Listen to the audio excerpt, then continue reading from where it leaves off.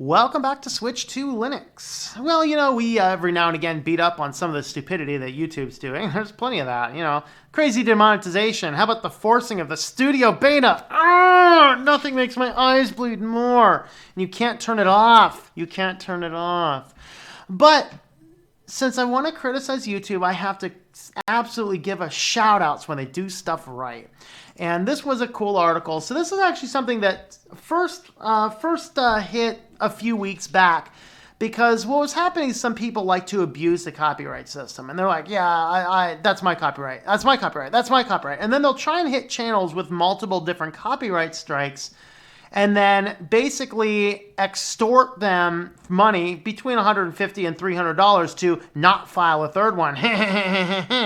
So YouTube got plenty of complaints looking at this, seeing all of these extortion type emails, and YouTube said, you know what?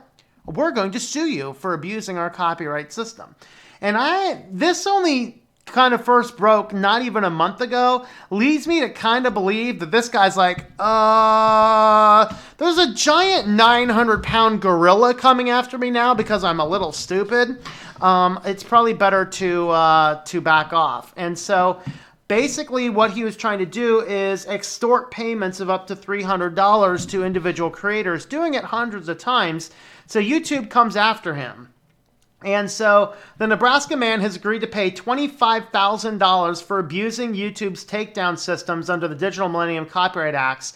YouTube said in an emailed statement Tuesday, man Christopher Brady also signed a public apology admitting to falsely claiming that material uploaded by YouTube users infringed my copyrights.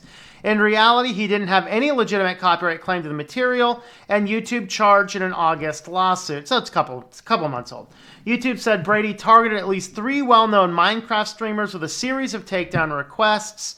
Of course, these were all fraudulent, and then when they would do 2, they would risk having a channel shut down, and then they'd try and do a third and say, hey, I'm going to do this, but if you pay me, $150, $300, I won't, which is the full legal definition of extortion.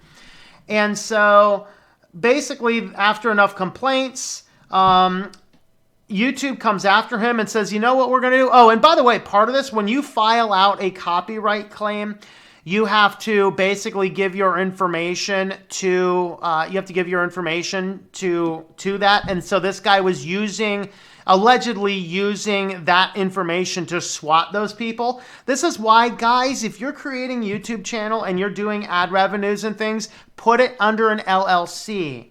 Because when you put it under an LLC and they say, what's your address? Guess what, guys? My LLC has a private address. I can give you my address, and then I would like to see you go and swat the corporate files downtown Philadelphia, right across the street from the police department. It ain't going to happen, and I ain't there. But that is my legal address for this channel and my other stuff because I operate all this under my publishing LLC.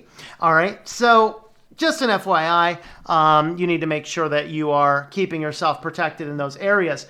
But allegedly, although they didn't actually identify any solid evidence, so Brady apology acknowledges sending dozens of bogus takedown requests, suggesting he sent out many more than the original notices in the August lawsuit. The settlement highlights the very real consequences of those who misuse it. So, of course, YouTube has said, they don't really need the $25,000, but it's just basically to discipline somebody abusing their system. So YouTube is going to be donating that $25,000 to a charity. I would like to see them turn around and maybe pay some of that money out to the individual creators that were targeted, specifically if they actually paid the extortion fees, if they had not been made right for those extortion fees. It would be very nice if they did that. I'm not sure if they are going to, but they have said that all that $25,000 that they get is going to go to a charity. And that's very good. So I see this story. This is YouTube taking care of its creators, saying we are going to pursue people who abuse our copyright systems.